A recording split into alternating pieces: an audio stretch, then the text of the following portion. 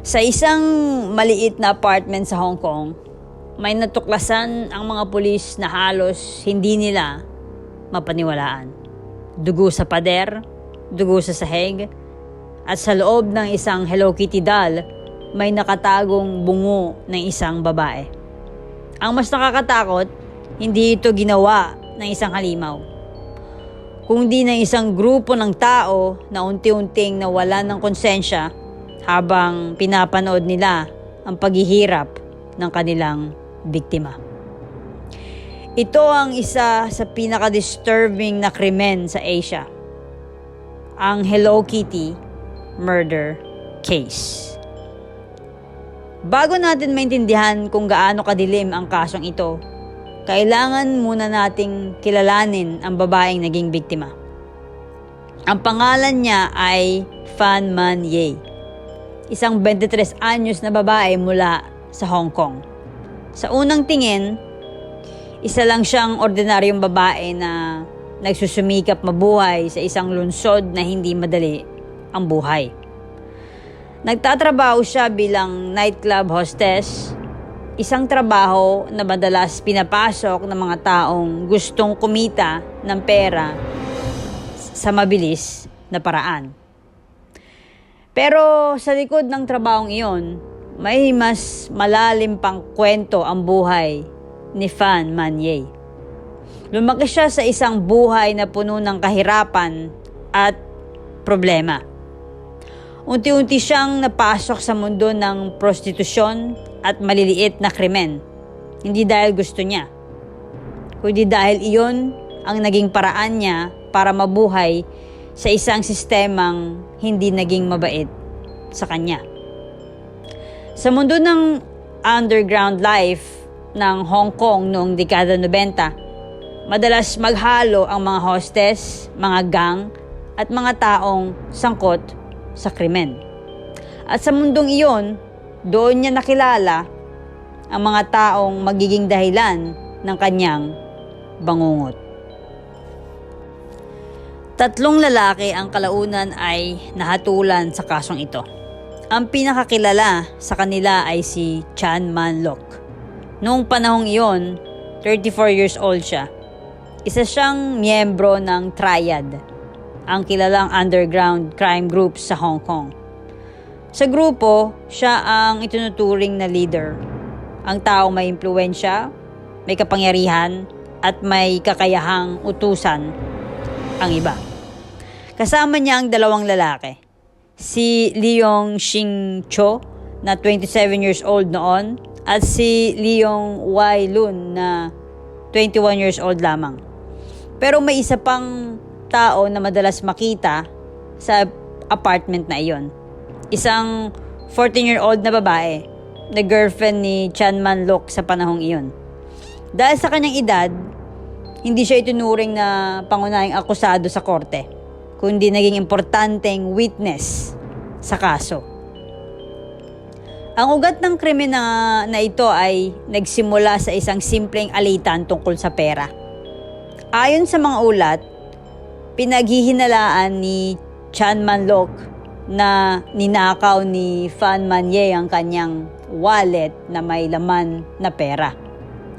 Sa normal na sitwasyon, maaaring nauwi lang ito sa isang away o komprontasyon. Pero sa mundo ng mga taong nasanay sa karahasan, ang ganitong alitan ay madalas nagiging revenge. At sa isip ni Chan Man Lok, hindi sapat ang simpleng paniningil. Gusto niyang parusahan si Phan Man Ye. Noong March 1999, dinukot si Phan Man Ye. Dinala siya sa isang maliit na apartment sa Tsim Sha Tsui, isang sikat na distrito sa Hong Kong. Pero sa loob ng apartment na iyon, walang nakakaalam na may isang babae na ikinukulong at pinapahirapan. Ayon sa mga testimonya sa korte, paulit-ulit siyang binugbog. Sinusunog ang kanyang balat gamit ng natutunaw na plastic. Pinapalo ang kanyang katawan gamit ang iba't ibang bagay pinapahiya at hindi pinapakain. At sa loob halos ng isang buwan, araw-araw niyang dinaranas ang sakit na iyon. Hindi ito isang biglaang krimen. Hindi ito isang sandaling galit lang. Ito ay naging sistematikong torture. Isang kalupitan na paulit-ulit ginawa hanggang sa unti-unting mawalan ng lakas ang biktima. Habang tumatagal ang mga araw, mas lalo pang lumalala ang ginagawa sa kanya. Sa testimonya sa korte, sinabi na minsan ay isinabit siya mula sa kisame habang binubugbog. Ang mga sugat niya ay paulit-ulit na binubuksan muli. Pinapatakan ng tunaw na plastik ang kanyang balat.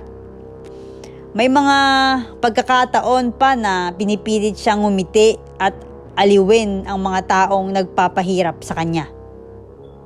Kahit hirap na siyang gumalaw.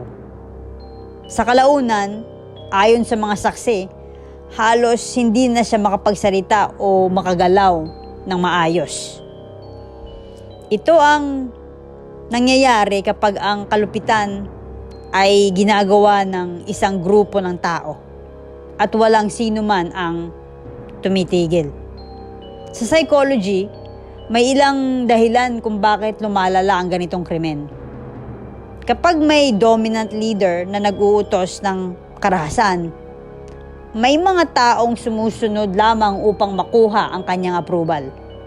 At kapag ang biktima ay hindi na tinitingnan bilang tao, kundi parang bagay na lang, doon nagsisimula ang pinakadelikadong uri ng kalupitan. Sa isang punto noong April 1999, hindi na kinaya ng katawan ni Phan Man Ye ang lahat ng abuse. Siya ay namatay sa loob ng apartment na iyon. Pero kahit sa kanyang kamatayan, hindi pa doon natapos ang bangungot.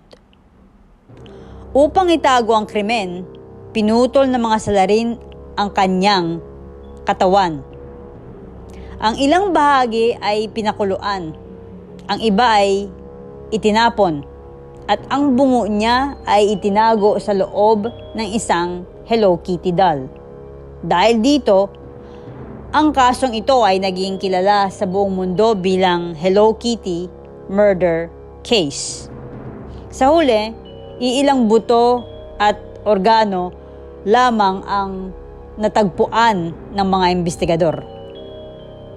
Kung hindi dahil sa isang tao, maaaring hindi kailanman nalaman ang nangyari.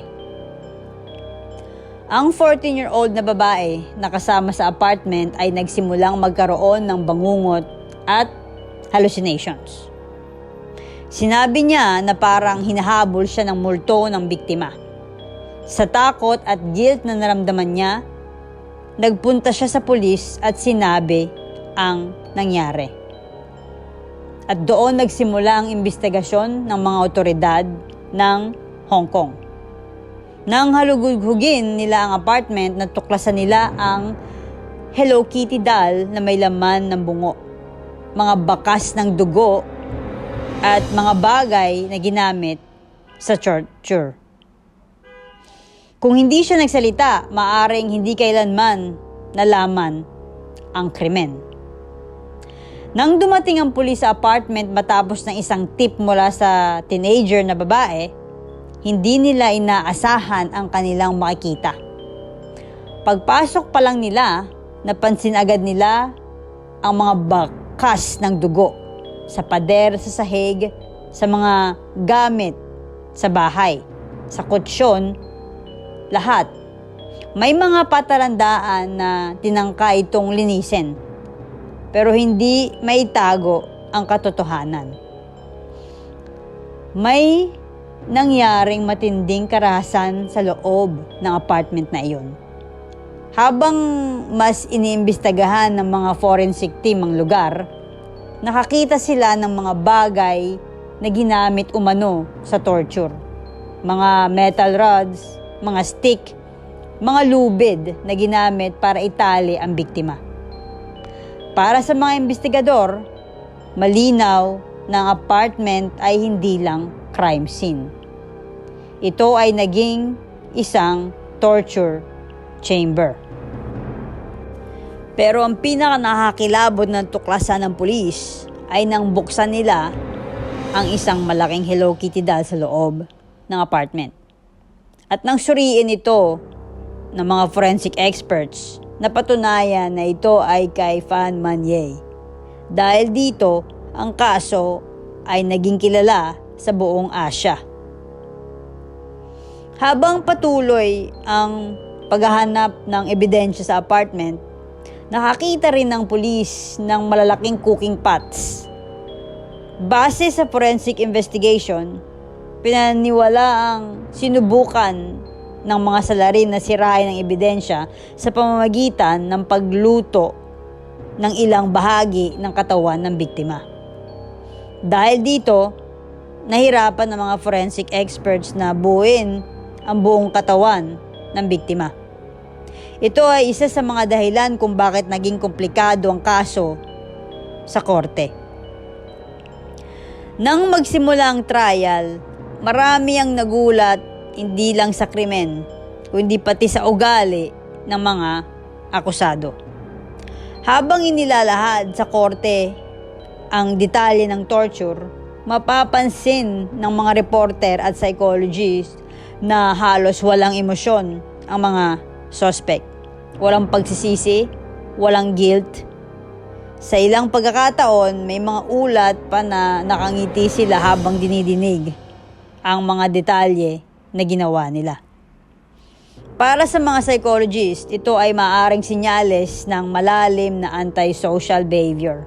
Isang kondisyon kung saan halos nawawala ang empathy ng isang tao. At ang pinakamahalagang saksi sa kaso ay ang 14-year-old girl na kasama ng grupo sa apartment. Siya ang unang nagsumbong sa pulis. Sa kanyang testimonya, sinabi niyang paulit-ulit nilang pinahirapan si Fan Man-ye. Minsan ay pinagtatawanan pa umano nila ang paghihirap ng biktima. At bawat araw na lumipas, mas lalo pang nagiging brutal ang ginawa daw nila. Hanggang sa dumating ang araw na hindi na nakayanan ng katawan ng biktima ang lahat ng sakit na dinanas niya. Sa huli, nahutulan ang 3 pangunahing akusado ng manslaughter, hindi murder, dahil hindi eksaktong matukoy ng forensic investigation kung anong eksaktong sandali at paraan nagdulot ng kamatayan. Pero kahit ganon, sila ay hinatulan ng life imprisonment sa Hong Kong. Ang kaso na ito ay madalas pag-aralan ng forensic psychology at criminology. Hindi lang dahil brutal ito, kundi dahil ipinakita nito kung paano nagiging posible ang ganitong klase ng kasamaan. 3 bagay ang madalas binabanggit ng mga psychologist. Una, dehumanization. Kapag ang isang tao ay hindi na tinitingnan bilang kapwa-tao, kundi bilang bagay, doon nagsisimula ang pinakamadilim na anyo ng kaharasan. Pangalawa, group mentality. Kapag nasa grupo ang mga tao, minsan nawawala ang personal na konsensya. Ang isang tao na hindi gagawa ng krimen mag-isa, maaaring gawin iyon kapag may ibang gumagawa rin. At pangatlo, moral collapse. Kapag walang tumitigil sa kasamaan, lalo lang itong lumalala. Ang Hello Kitty murder case ay hindi lang kwento ng isang krimen.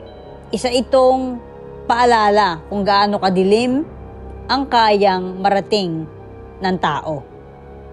Kapag nawawala ang empathy, konsensya at respeto sa buhay ng iba. At minsan, ang pinaka nakakatakot na halimaw sa mundo ay hindi yung nasa pelikula. Kung hindi yung mukhang normal na tao na unti-unting nawawala ang pagiging tao.